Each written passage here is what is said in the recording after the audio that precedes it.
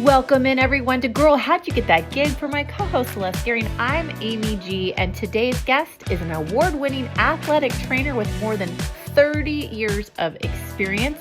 She began as a university athletic trainer and has worked with Olympians, professional athletes, NCAA champs, and she's also the owner of Concussion Navigation Services based in San Luis Obispo, California, which provides baseline testing, injury management, professional education, and consulting. Please welcome in Miss Stacey Ritter. Stacey, I love what your website says. Concussion care is complicated, confusing, and constantly changing. That is why you need a concussion navigator. Yeah. So simply, what is concussion care and what do you do? Simply. Well, I'll tell you what concussion care is. It's new. It's the best way to put it, because for years, all we knew was rest and wait, rest and wait, rest and wait. There's really nothing you can do. It's not a treatable injury. Sorry, just kind of wait it out and hope for the best. And that is not true any longer. There is overwhelming support in the research that states that early active rehab leads to best outcomes. So, concussion care can be, broadly speaking, it can be prevention, it can be emergency care, it can be recognizing signs and symptoms so that you can remove someone from play. It can be education for coaches, athletes, parents. It can be actually taking care of the injury. It can be helping someone decide whether they want to continue to play. I have a former athlete right now who's at that point where he's deciding maybe he's done having concussions, which, fair enough. He's a young man ready to start his future and wants to make good decisions. So it's quite a spectrum, right? There's lots of research going on and it comes out like a fire hose. Yeah. And then what I do is I really want to make sure that every single brain has the equal chance to heal completely, regardless of ability to pay, regardless of insurance, regardless of past history, regardless of how long ago the injury occurred. And so it takes a lot of unpacking sometimes, a lot of what I call Sherlock Holmesing, where I kind of dig in and find out, okay, who were you before the injury? How did the injury affect you? And then how can we individualize care specific to you so that we can get you back to work, sports, school, life. Yeah, it is such a big topic. And like you said, it is coming out like a fire hose. I mean, I remember when I first started covering the Giants, there was no concussion protocol in place. If a catcher took one off, the mask, and he said, I'm fine, Yeah. they put him right back in. Yeah.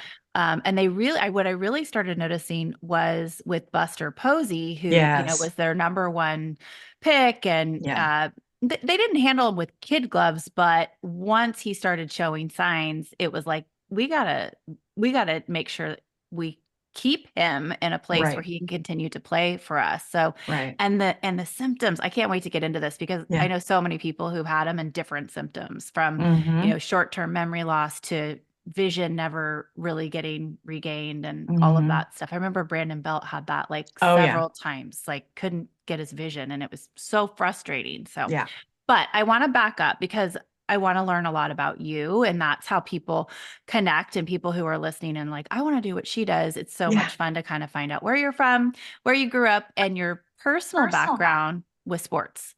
Okay. So will you kind of paint that picture for us? How did it all start? How did it all start? Mom and dad met. Yeah. Well, I was always the tomboy. I always the one with the skin knees. The sport that I found early and found success at early was swimming. So I was an aquatics athlete and still am an aquatics athlete. So as long as it's on the water, I'll do it. But I was a competitive swimmer for a long time.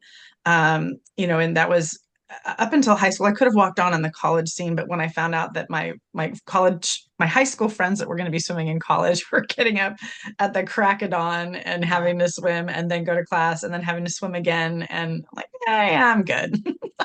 I'm gonna hang out over here. I knew I wanted to do something medical. Medical always interested me. I thought I was going to do physical therapy. And I will say internships are important because I did a summer internship at a physical therapy clinic and discovered I really didn't care for it as much as I thought I would. But the people I liked working with were the athletes because they were already highly motivated. They were already had a baseline of fitness and health, highly motivated. And I just really, the personalities were always very dynamic, and I could relate to them because I was an athlete as well. So at my university, I went to Cal State Long Beach, now no Long Beach State, but that's where I went for my undergraduate. I was it's back when we had football also, but I was at a football game and I saw a girl run out on the field for an injury. And this is at a time when there weren't women on the sidelines of football teams, period. There weren't. And I'm like, who is she and what is she doing? And someone I was sitting with said, well, that's one of the athletic training students. She's learning about sports medicine. She gets to work with the teams. And I went, oh, sign me up. So I went down on Monday to the department and I said, tell me about this thing. And it was, basically you'll be working with athletes, preventing their injuries, diagnosing or evaluating is really the better way to put it, evaluating their injuries and then helping them rehabilitate back to sport. And I'd been a lifeguard, I'd taught swimming, but as part of being a lifeguard, you learn all of the first aid, right? The CPR and the rescue and the first aid. And so I already had this sort of medical background. I thought, well, wait a minute, if I could do medical on athletes, I am interested in that. And I feel so lucky that I found the thing I was meant to do. Really, really lucky. When you were growing up, who were some of your favorite athletes and why? We actually and just so you know, our last episode, we interviewed 6-time Olympic gold swimmer, Amy Van Dyken, who she's awesome. She's of amazing. Course. Yes. She is incredible. So who were some of your favorite athletes? Oh my gosh. Well, let's see. I was in high school during the 84 Olympics. So I got to see all of that unfold. And I had people I swam with that were way better than I was that, were going on and swimming in college. Pablo Morales was a big deal at the time. Bay Area guy. There was a guy it was a swimmer from Germany who specialized in butterfly, and his name was Michael Gross. And they called him the albatross because his wingspan was longer than his height. So there's more trivia. Our wingspan is supposed to be the same as our height. Right. And his was longer. And I remember watching him in the Olympics and just, marveling at the athletes. Rowdy Gaines was just finishing his career, and now he's a commentator. And those were some of the athletes that I really enjoyed watching. You know who I remember from those games most is Mary Lou Retton. She was, and I'm 5'10". There was no hope. Like, I was taller than her in 84 and I was 9 or 10 years old. So, but I remember those games so vividly, and she sticks out, and she's the reason I have a fake tooth. Oh, see? She's the reason. Yeah. I tried to be her and it didn't work out. That's why there's only one.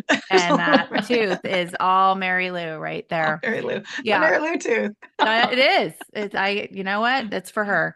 So you attended at Long Beach State, which is what we know it as now. You saw this girl run onto the field, which is the epitome of, if you can see it, you can be it, which I love. Yeah. What did you major in? And then what was education for you past undergrad? So at that time, the athletic training program, sports medicine program, was based in the PE department. So I actually had to major in PE. They since changed it to kinesiology. Yeah. You should have seen me trying to tell my parents I was going to major in PE, and she's like, "You're majoring in recess," and I said, "No, there's a lot of science involved, Mom. I swear." Yeah, exactly. And so the way it worked at the time was, once you had your degree, then you could sit for the national certification exam, which I did, passed it the first time, which was not common at the time, but my mentors scared the heck out of us just into passing it the first time. From there, I went to, I worked for a year. I didn't realize there was a thing there, at that time, there was no such thing as a gap year. It was just, you didn't know what you were doing yet. So I did get a job. Because your parents are like, get a job. Exactly. That was my gap. Get out of the house. Exactly. I had a gap day. I had a gap day. So I did get a job as a high school athletic trainer for just that football season. And then once that football season was over, then I was kind of searching again. And just by sheer happenstance, ended up deciding to go to graduate school at Cal State Fullerton. And again, didn't even realize at the time that it was one of the best athletic training programs in the country. Also didn't know at the time that the woman who was the head athletic trainer, also not common in that era, she is one of the most well-regarded women in athletic training. She was the first female president of the National Athletic Trainers Association. Wow. Her name is Julie Max. I'm still in contact with her. She's remarkable. She has mentored so many extraordinary professionals. And so she was running that program. But again, I was so naive. I'm like, sure, I'll get, sure, because I could get a graduate assistantship, right? So I could take my classes as well as get professional experience simultaneously. And at the end, I would have gained 2 more years of experience plus had a master's degree. Wow. So that was the route that I took without even realizing I'd fallen into the lap of the best mentor I could have ever happened upon. So it was just a gift, a total gift. So you were referred to me from Elsa Bender, who not only is my daughter's volleyball coach for club, but was a badass volleyball player. She's a beast. And I mean that in like the most complimentary way. Yes. When I see pictures of her, I'm like, I'm so glad I didn't play against her in college. Oh my, I just would have been like,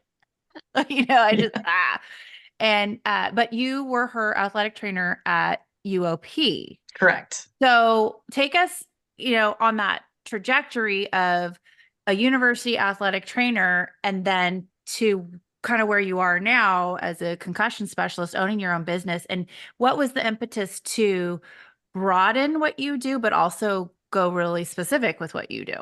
Right. So right after graduate school, I ended up at UOP. I was there for 6 years. I was their associate director of athletic training.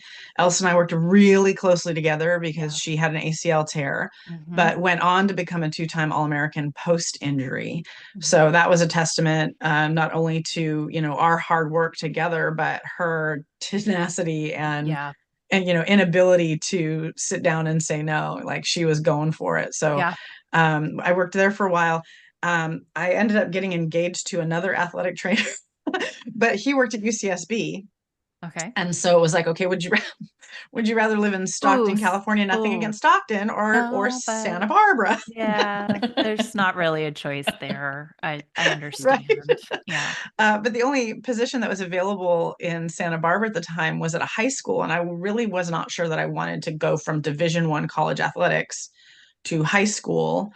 There was kind of this perception that the high school athletic trainers are the ones that are not good enough for Division I. And that is fundamentally inaccurate, because I will challenge any university athletic trainer to walk a mile in a high school athletic trainer's shoes.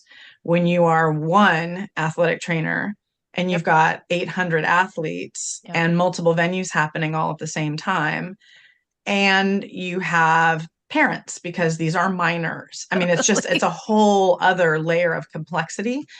So I did that for 4 years in Santa Barbara. I was at Santa Barbara High School.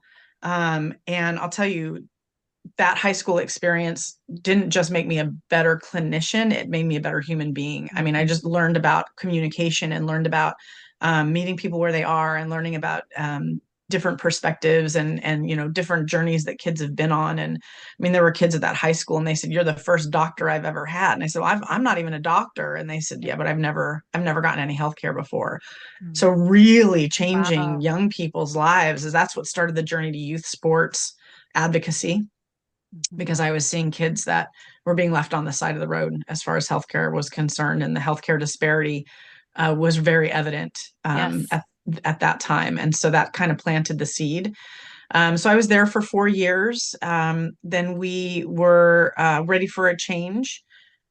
And there was a position open at Cal Poly San Luis Obispo. My husband applied for that one. I just felt like I was done with the university level now that I'd had this experience with the kids. But there was a physical therapy company in San Luis Obispo that had multiple clinics, and they wanted to give back to their community by providing full-time certified athletic trainers to the high schools. And so that was the program that I managed. And I started with 6 high schools, and it ended up growing. ended up with 13 total. Wow. And then I was able to transition those outreach. So it was clinic outreach. They were hired by the clinic and then placed in the high schools. We were able to transition that program so that all of the athletic trainers were hired directly by their school districts. Full-time athletic training only. If they wanted to teach sports medicine classes, that was an option. But, historically, you had to be hired as a teacher and then you could be an athletic trainer after school. And this completely shifted the paradigm. So we've got a certified athletic trainer in every single high school hired by the district. Their salaries have gone up and up and up over the years. So it's just, I'm really, really proud of the program that we built and that they are sustaining. Like I laid the groundwork, but they're the ones that have continued to help it flourish and grow. So that was a major deal. So cool. Yeah, it was really cool. I mean, just knowing that all of those kids are playing sports with immediate, accessible, appropriately trained access to medical care. Yeah, they're qualified. Yeah. And we had some very, very serious injuries, and our athletic trainers literally saved lives during the time I ran that program, and really made a difference, and still are. So I'm really proud of them. But that left me without a program to manage once we transitioned them to being full-time district employees. Yep. And my boss at the physical therapy company said, well, what would you like to do next? And one of the things that had happened kind of accidentally during that time that I was managing the outreach program was California passed its youth sports concussion law. And so in order to make sure that all of my staff were in compliance with the law and their schools were in compliance with the law, then I sort of became the de facto concussion expert, because I was, implementing policies for all of the schools. And also so that there wasn't one school that could say, oh, well, they're doing it this way, so we want to, no, all of them are doing it the same way. This is a county-wide policy. If a kid from high school X gets injured while playing at high school Y, it is the same care, period. It's the standard of care. So it was a big learning curve for coaches, athletic directors, parents, athletes, pediatricians, team doctors.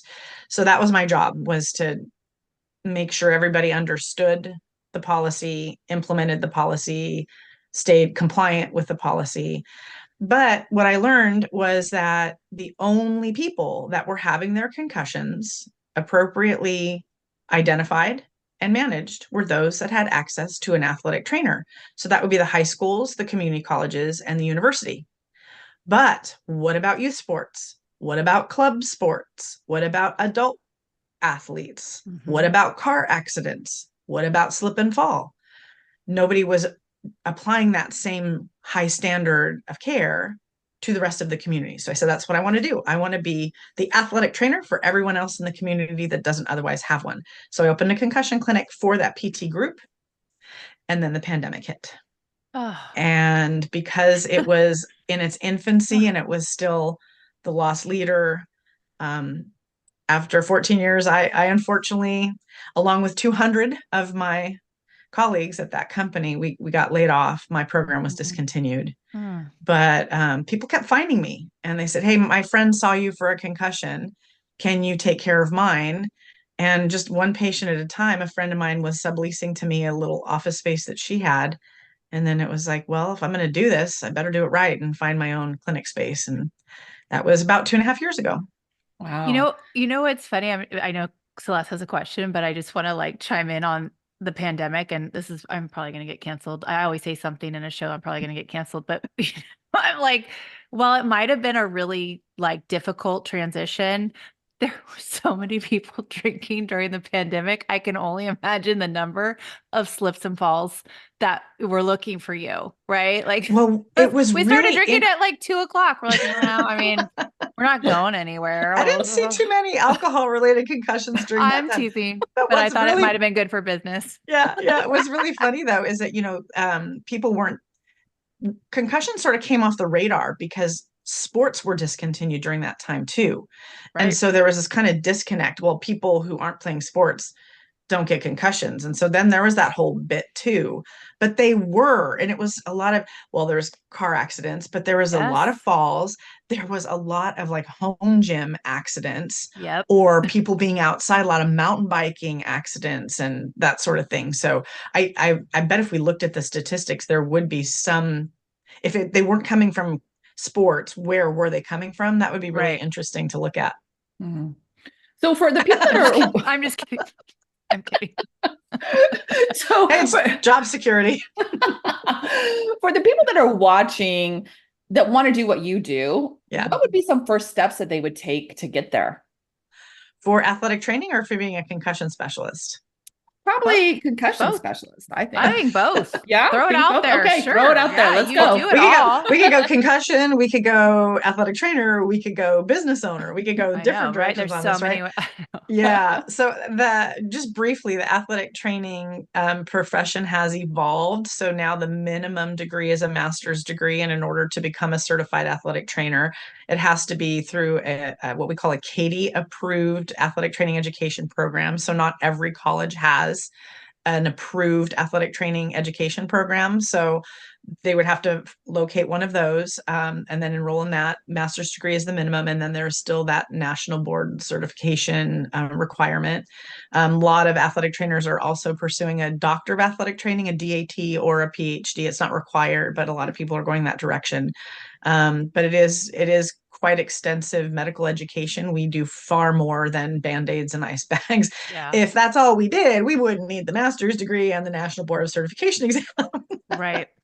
Yeah. You know, when I played basketball at LSU, I know the athletic trainers were kind of up and coming at that time. Mm-hmm. And I just remember learning so much about my body through the trainers, like stretching and things I had never thought about before.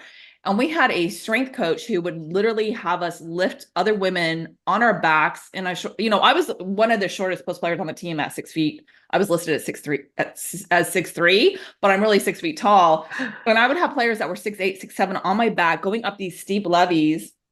And the trainer was the one that told the strength coach, like, don't don't do that. You're totally blowing out their knees. And thank goodness for her. I mean, I still have, major knee problems to this day, but it was the trainers. And it's so reassuring that you have to get a master's in that now and the education, because it really is a science about the human body. And it really is about educating, the athletes about what they can do for preventive maintenance as well as maintenance once they get hurt. Mm-hmm. And I just think it's so refreshing that has been continuing to grow and grow and grow, because it's so needed. People, like when I was playing, we didn't know what the heck was going on, right? We were just like, okay, tell us what to do. We don't know. Told. Yeah. Right. We didn't have any resources to go to. No, I mean, the education, the courses that we take are really high level courses. It, by definition, an athletic trainer, and we use the term athletic trainer or AT so that we don't get confused with personal trainers.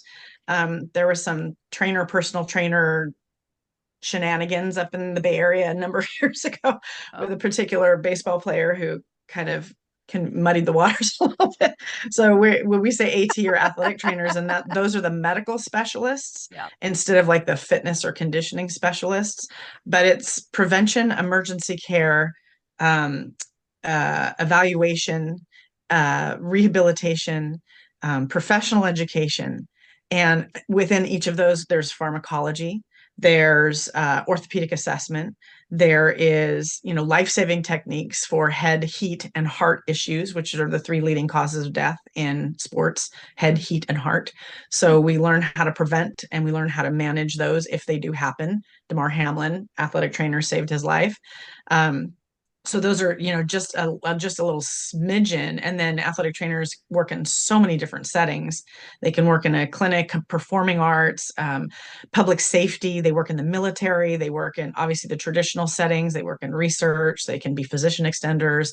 I mean, there's just no ending of where we can bring our knowledge and our experience. One of my favorite volunteer gigs that I do is I volunteer for the rodeo when it comes through. And working with rodeo medicine that's a whole other level. It's really interesting. I can only imagine. Yeah. And then get thrown off the bull and. Oh my gosh. Yeah. We've seen some really horrifying mechanisms of injury, and those guys are tough as nails. They are. So I want the first steps as a concussion specialist too. Yeah. And then Celeste, I just want to put this to talk about later. Why in the world would carrying a 6'8" woman up a hill help you in basketball? We'll get back to that. Okay. We'll revisit I'm that.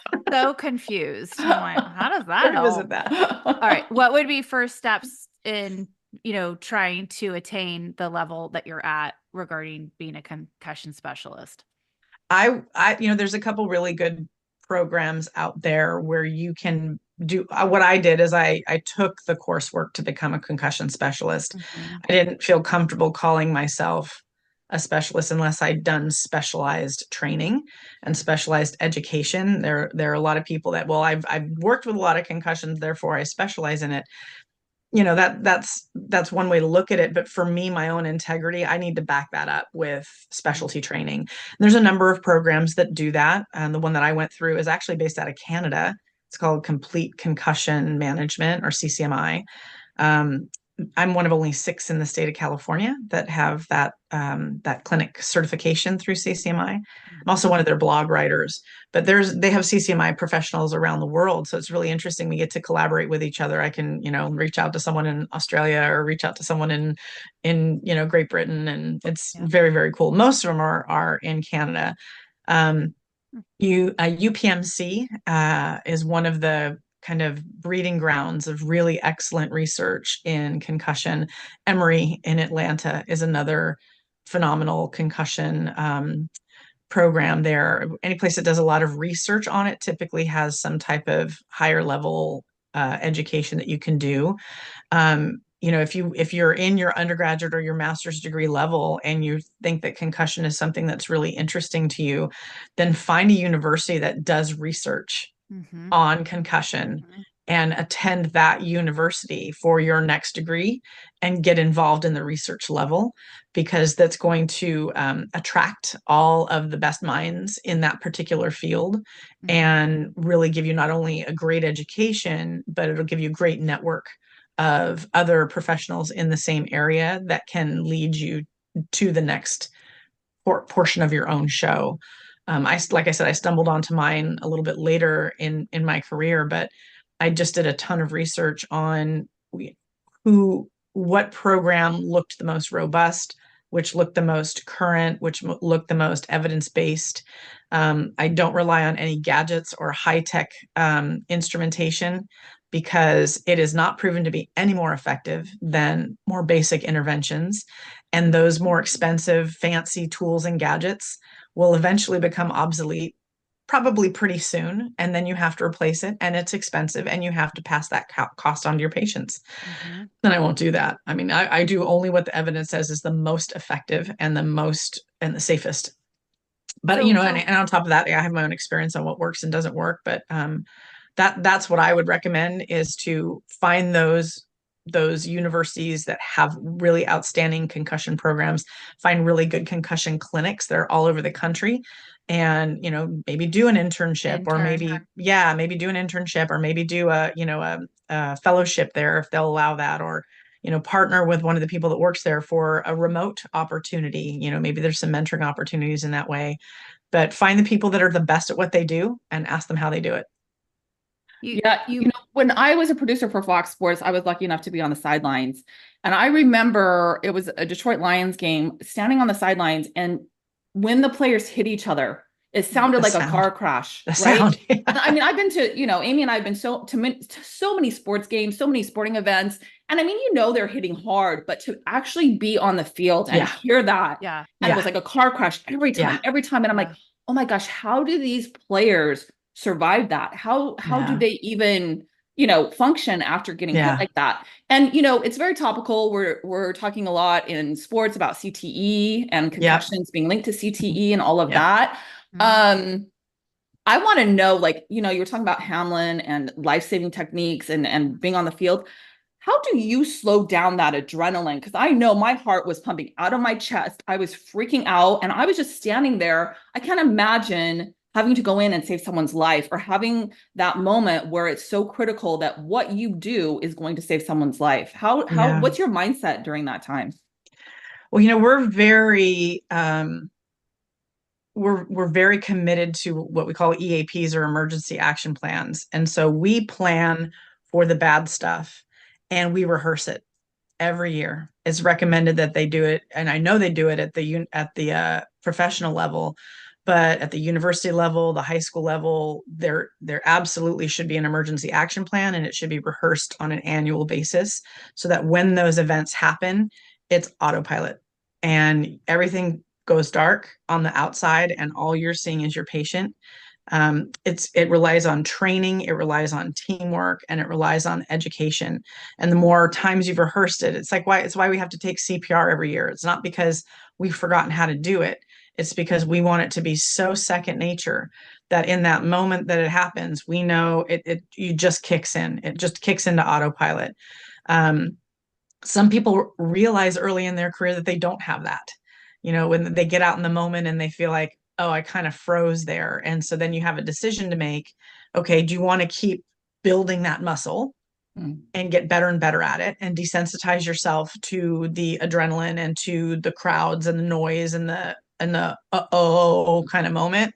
Or do you feel like, you know what, that's not me. I still want to be an athletic trainer, but maybe not sideline care, maybe not in a traditional setting. Maybe I'm more comfortable in a rehabilitation clinic or at a hospital setting rather than I am on a sideline setting. And I've been involved in some really horrific injuries. And yeah, there's like baseball reference, clear the mechanism, right? Yep. And you just Kevin Costner. Exactly. Some people do it very naturally. I find that I'm someone that does it really naturally. In the moment, I'm so focused and have planned ahead so thoroughly that if A, then B, and we just execute the plan. And then afterwards, we have our moment of debriefing and decompression. And that's when we have our, oh my gosh, that just happened moment. And that may be where all of the emotions come out and that sort of thing. But in that moment, practice before something like that happens really helps. Really helps. Yeah. Running scenarios all the time. Yep. And then you just kind of go into go mode, what you know. Where do you think, so, in my career with baseball, what I've seen evolve, they tried to get the larger caps that were like padded. And I remember one player wearing it, a pitcher.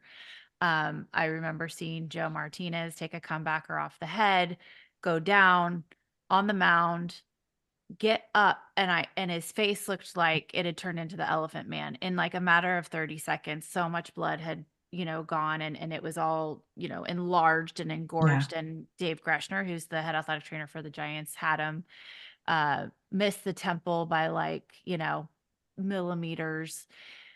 Football, obviously, we're seeing so much attention towards CTE and what's happening to athletes after they're done playing or while they're playing. There have been some changes to helmets. If you can share your opinion on where they've come with technology and helmets in sports and where they need to go. Right. It's obviously a concern that it's a problem everyone's trying to solve. Where it stands today, and this is when I do a lot of education for, the sports community, not just the medical community, but the sports community.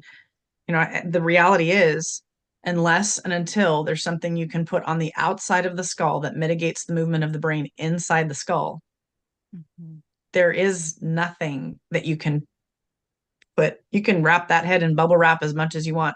I don't know if you've seen the Guardian caps. They're like the foamy, they go over the top of the football helmet. And I mean, for the little kids, it just makes their heads heavier. There's like doing this. But and in it, I think it's extra strain on the neck, to be honest with you. But and it also lends a false sense of security. So there have been a number of studies that were done, and even a couple of schools that they don't use helmets during practice. Period. They only wear helmets during games, and they watch their concussion rates drop by about 30%. And it's because they had to go back to technique. They're more careful because they're more careful. Yeah. They're not using the helmet so that they can use their head. Right. The helmet is there in case they hit their head. Right. The helmet provides a false sense of security. Correct. To a degree. It's funny when you first said that, mode kicked in. I'm like, what? They're not wearing their helmet? And then I was like, oh, interesting. They have to talk about technique, fundamentals. The Dartmouth actually is one of those universities that did an Ivy League school, right? They have some brains they want to protect. And instead of the athletes tackling each other in practice dozens of times, they have tackling robots so that you're not injuring yourself on one of your own teammates all week long at practice and then injuring yourself on an opponent on a weekend, right? You think about it, the teammates are injuring themselves potentially. Yeah. So how about instead of hitting each other, we have tackling robots that can run the routes and can do multiple reps. And now you're not potentially injuring two people at one time. So it also spares a lot of fights. My husband covers the Raiders and you think because you're teammates, everything's cool. Yeah. Well, training camp, so many fights break out amongst the players. And then, now you're knocking each other's heads around more. And if it's a robot, you can't get mad at them. Go kick the robot. Yeah. Go kick the robot. Yeah. Yeah. So that I know they're still trying to find, the next greatest helmet. They've got the ones that you see in the NFL now, they have sort of a kind of it almost looks like a flap. And what it's designed to do is to collapse in and take some of the force away. So a lot of the research is on distributing the force. So it dissipates instead of the brain having to absorb it. But here's kind of an interesting take on that is we get a lot of research on concussions. Two places. Sports provides a lot of research on concussions. The military provides a lot of research on concussions. And obviously they have very high-tech protective equipment when they're out there. But if it's a blast injury, that soldier is potentially getting 3 different assaults to the brain simultaneously. So it's whatever caused the blast, it's literally they call it a concussive, they're sound waves that move the brain inside the skull. And then if there's anything physical that hits their head, shrapnel or debris, and then it's when the body hits the ground. So now we've got 3 different blows to the brain all at the same time. I can't think of a exterior device that's going to prevent that soldier from receiving all 3 of those blows. I've went to a session once with one of the medical directors who was running research for the military, and they were talking about these face shields that can dissipate force as well, at least from the sound blast. But there's so many different factors involved. And when the definition now of concussion is a blow to the head, neck, or body sufficient enough to create movement of the brain inside the skull. So now we can get a blow to the body. There's no helmet that's going to prevent that either. And with all this information coming out now and we're seeing it everywhere, what is something that you wish people would know about concussions? Like, what do you want them to know? My number one thing that's going to be on my headstone when I die. Yeah. No more rest and wait. No more rest and wait. Seek active rehabilitation with somebody trained in the management of concussion. Even if your doctor says there's nothing you can do, you're just going to have to go home and wait it out. That is incorrect. The research does not support that. It is no longer best practice. If I could tell everybody one thing in the world, number one, we can't prevent concussion. We can minimize risk, but we can't prevent it. And number 2, if a concussion does occur, remove yourself from activity immediately. The longer you stay in, the longer your recovery will be. And then get evaluated by someone who is trained in concussion. Because depending on when somebody went to school, where they went to school, there's a good chance they never even really dug very deeply in to concussion education. So, I mean, if it's, some of them newer providers, whether it's nurse practitioners or PAs or newer physicians, they're learning more about it than people that went to medical school 10, 20, 30 years ago. Yeah. And once you get into your groove as a healthcare provider, it's really hard to have somebody come in and tell you you're doing it wrong and you got to do it differently. Right. Yeah. So there's habits there that need to be broken, but patients can always advocate for themselves. So you're saying so many things. My head is like, I hope my brain's not moving, but I feel like it might be because there's so much information going on. Rattling around there. I don't want it to rattle around. Don't move. I'm trying to keep it very still. So two-part question. I love that, don't rest and wait, like be proactive, but like, what would you say? I'm in Petaluma. What do I look up? Concussion specialist? Or like, if I think my child has one or I have one, whatever, what am I looking up to find this, or asking my medical provider about? Yeah, I love that question. Most of my patients find me on Google, or word of mouth. I would love for the medical community to refer directly to me, and it's getting better. I'm getting more from the emergency department, which is great. Because I've gone and met with them and I've said, here's the thing, because your emergency department, their job is to save your life, to admit you for more testing or more care, or send you home. They're not going to spend the time to do a full concussion evaluation. It's not appropriate environment, and it's frankly not within their scope. So let's not knock the emergency department for not doing more. If you're stable and you can go home, that's great. But previously, at least the ones in our area, before all they could say was, well, nothing we can do, so go follow up with your family physician. But now they go, nothing we can do, but she can call Stacey, get on her schedule. She can see within 48 hours, and let's get you taken care of right away. And it's such a relief for them to have a resource, right? So in your area, yes, you can absolutely Google search, concussion care near me, concussion rehab near me. I do a lot of telehealth. And I've seen people all over the state. I've seen people out of the state, because, we can do a lot via telehealth as well. And that's also, great. If you find a concussion specialist, let's say, for instance, that let's say your daughter got a concussion, and because of you and Elsa, you're like, okay, you're going to go talk to Stacey. And we do an initial evaluation via telehealth. And I say, okay, well, I really would like her to also get some physical therapy for her neck, because there might have been some whiplash mechanism. I can search your area for you because I know what I'm looking for. Right. And I can give you a list of providers in your area that look like they're up to date with best practice, that look like they understand this new consensus statement that just came out this past June that talks about early active rehab. How are the clinicians at that clinic trained? What is their background? Are they just using physical therapy tools and strategies, which are limited by insurance? That can be challenging for my physical therapy colleagues. Well, all I can really do is vestibular. Yes, for some patients, vestibular is great, but not every concussion patient is a vestibular patient. So kind of like peeling back all those layers. That's why I call myself a navigator, because I want to help people find the fit that's right for them. And that's so important with the telehealth piece, because I remember as a kid, we were driving in a snowstorm and my mom hit ice. The brakes locked on the Suburban. We rolled 2.5 times. I remember, like, I was upside down and I just saw like the Intv hamburgers and the French fries, sliding down the windows. And I'm thinking to myself, like, I kind of went into shock for a minute. And then my brother was pushing me out the door. We went and got help. I was running to the road.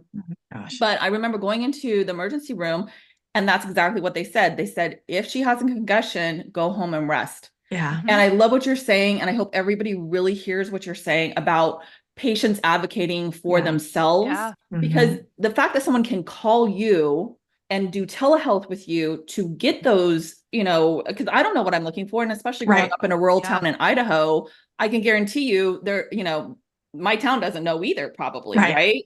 And so I love that you said that, and that you're getting the word out about it and educating people on it. It's just, that's such an amazing thing that you're doing. It's a game changer. That's a game changer. That's the hope. What I remember being told was, don't go to sleep. Don't let them sleep. Like, rest, but don't let them fall asleep. And if they fall asleep, wake them up, and you were like, oh my God, am I going to die if I fall asleep? But like, hold them up with toothpicks. So one of my most recent blog posts was, can I sleep after concussion? So it explains that. And that brings up to our next question is, when are you cleared from a concussion? Like, what are the signs to know you're okay? So this is something that's pretty new in the concussion research. The way we used to do it for years and years and years, myself included, once your symptoms have gone away, you're good to go.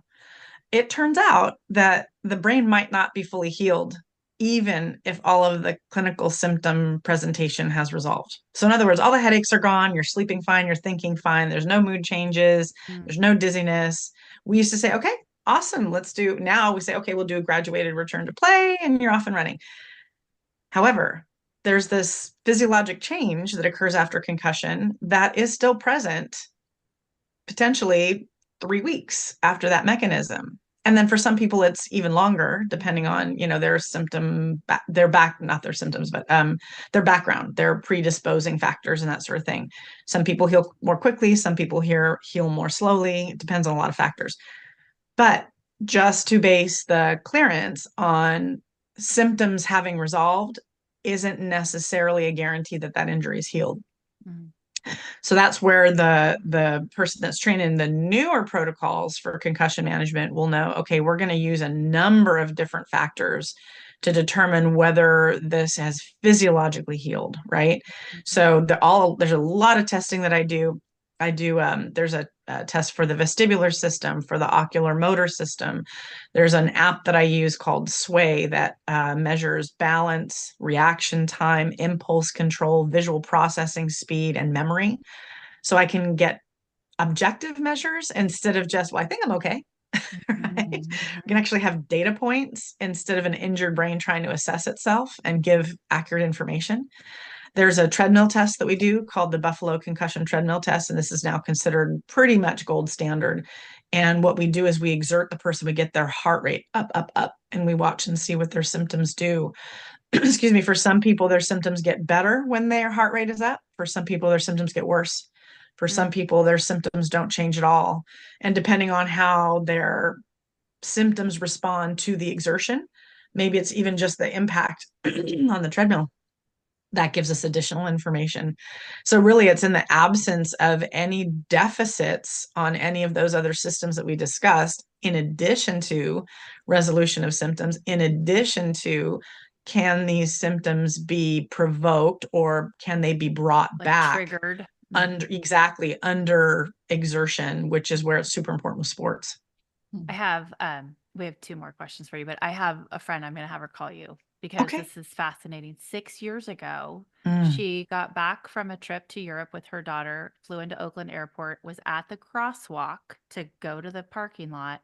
A car spun out of control, jumped the curb, hit the stoplight pole, and it came down, and she protected her daughter, and it hit her in the head. I just saw her the other day, and she still is dealing with memory loss and gets in her car to go somewhere, doesn't know where she's going. And it's constant. And she's on disability. She could not go back to work. She worked in mortgage financing, and there was a lot of numbers and things to remember, and she couldn't do it. So I'm going to have her call you because it's just sad that this, it's gone on this long, and I don't know. I'm sure she's seen people, but not to this level. So anyway, little side note, you're going to get a new client. Thank you. I appreciate the referral. Yes. But the whole show, Girl, How'd You Get That Gig is really not only about all the various jobs that are out there and available in sports, but also there's a sense of female empowerment, which is why we only interview women. And so one thing we always like to know is your industry regarding females. Now, you mentioned early, that you had a female mentor as an athletic trainer, and that was very unusual because there weren't many women in that space. Going towards the concussion specialist space, what does that look like? Is it equal with male counterparts? And, does it, or where do you think it needs to go regarding female presence? I think it's pretty equal at this point as far as the research, who are the powerhouses in the research. The one female that is really a trailblazer in this space, especially studying CTE, is Anne McKee, and she's based out of UPMC. And she's there with a couple of male colleagues, but she is essential in the research that's coming out regarding CTE. As far as the clinicians, I've seen an equal mix, which is really nice to see that collaboration across the board. I find that depending on the person, sometimes they respond better to that maybe more female nature, nurturing sort of energy, and where other people may want that more maybe they respond better to the male energy, but having the option, I think, is what's so nice. Mm-hmm. Yeah, to be able to kind of pick and choose in that regard. But it's a space that does not necessarily have to be male dominated or anything less than equitable across the board. I can tell you, in the athletic training profession, when I started, it was 65% male, and now it's switched, and now it's more women in athletic training than men. And that's an evolution that I've seen within my own career, which is pretty extraordinary. And what's so funny is that it's hard to get guys in, like the high school kids, it's hard to get the boys interested in athletic training. They're like, well, that's kind of like momish, nursish thing. That's the vibe they get. That's funny. And so I always have to give a shout out to Rick Burkholder, who's the head athletic trainer for the Kansas City Chiefs. He single-handedly brought women onto the sidelines as athletic trainers in the NFL. He said, we're leaving half the talent pool on the table. There are some extraordinary clinicians out there, and if we're only interviewing men, we're missing 50% of the talent pool. And oh, by the way, all of these NFL players had female athletic trainers at their universities. It's not new to them. Wonderful. I love that answer. That answer. Yes. So exciting. So great. All right. So to end on, Stacey, for anyone listening, what is the best piece of advice you have for either working in sports or in life for them? Ooh, big one. Big one. We like Whopper. To wrap up big. Yep. I think the biggest mistake we all make is having self-limiting beliefs. And I think one of the ways, I know early on in my career, I was really good at not thinking I was good enough for whatever reason. If you can't think of a reason, I'll give you 5. We're why so I'm not good enough for this thing. Yes, we are. And I remember what that mentor, Julie Max, told me once. I just finished graduate school. I absolutely crushed my thesis defense. I did a presentation and they loved it. And I got offered a job, which was tremendous at Pacific. And I suddenly got the butterflies. And I went to Julie and I said, am I ready for this? And she said, you are more than ready. You've been prepared with education, basically all of the stuff on paper. That's all there. The education is there. The skill set is there. The training is there. The experience is there. And she said, I'll never forget this. She said, do you trust me? And I said, oh my gosh, completely. She goes, do you believe in my integrity? And I said, oh my gosh, it's impeccable. And she said, well, if you trust my judgment and you trust my integrity, then trust that I say that you're ready. And so to doubt myself would be doubting her, which I would never do. Can't do that. So she flipped the script on me a little bit. Nice. And if I didn't have the faith in myself, I relied on her faith in me. And I thought of all these people that prepared me. And I thought, well, they've prepared me such that I can only succeed. And if I don't, I'm letting them down. So I leaned on their belief in me when I didn't have it for myself. And I still do that to this day. We're always growing. That's my other little piece of advice is, never, ever stop learning. Always stay curious, stay curious, stay curious. Nobody ever knows everything. I don't know how to run a business. I'm learning as I go. I didn't know how to be a concussion specialist. I sought specialty certification. Keep learning. And that sets people apart, I think. We don't know how to do a podcast, and look at us. Yeah. See? We're growing and learning. Figure it out as we go. We're growing and learning. Yep. Well, Stacey, I cannot thank you enough for your time and all of your knowledge and how open you have been about everything. It's a new subject for us on this podcast, and I hope it's a conversation that just continues to be mainstream in households because it's so important what you do. So thank you. Oh, I appreciate the opportunity. And, if even one person hears something in this that helps them or a relative or a coworker or a friend who has a concussion or suspected concussion, or maybe it's going to be a month from now when like, oh, wait, I heard that lady talk about concussions. There's 22 symptoms of concussions, by the way. And most people are only asked about 5 or 6. And if you're only asked about 5 or 6, they're missing 2/3 of the story. So, to understand that there's information out there, there's good information, there's not as good information, but the information is there, and it's okay to go look for it and be curious about it, and stand up for yourself and say, no, I understand that getting early active treatment is the best way for me to recover, and I would like that, please. Well, yes. I gotta ask though. I know he said the end, but you say 22 symptoms. So what's most common? What's one nobody would think is a symptom of a concussion? Oh my gosh. The ones that people are asked most often about are headache, dizzy, nausea, kind of foggy, difficulty concentrating. The ones that people are always surprised at when I ask are mood symptoms, feeling irritable, sad and anxious, feeling more emotional. I'm very weepy for not understanding why. Sleep difficulties are concussion related. Gut health is affected by a concussion. Yeah. Feeling tippy. The reason I'm kind of laughing, I'm not laughing at what you're saying, but I'm like, maybe I'm not in menopause. Maybe I have a concussion Yeah, it's menopause. Damn. That's a whole other subject. They're very similar. They're very similar. Yeah, that brain fog thing is no joke. Oh my gosh. Well, thank you. Thanks, Just can't thank you My enough. pleasure. This is fascinating. Amazing. Oh my gosh. I feel like I've been through school. I love it. I know. I love it. And the quickest 1 hour class you've ever sat through. You've been listening to Girl, How'd You Get That Gig with hosts Amy G and Celeste Gehring. Don't forget to subscribe to the podcast on YouTube and follow us on Instagram. The handle is @GirlGigPodcast.